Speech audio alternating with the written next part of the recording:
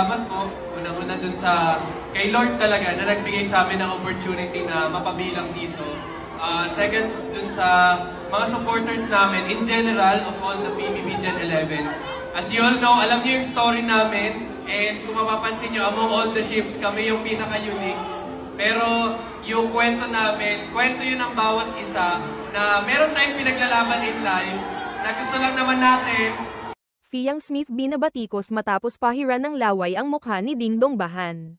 Kasalukuyang pinag-uusapan sa social media ang isang insidente na kinasasangkutan ng dating Pinoy Big Brother Season 11 housemates na sina Fiang Smith at Dingdong Bahan. Maraming netizens ang nagpahayag ng pagkainis at pagkadismaya matapos kumalat ang isang video kung saan makikitang ginambala ni Fiang si Dingdong habang ito ay nagsasalita sa isang pampublikong event.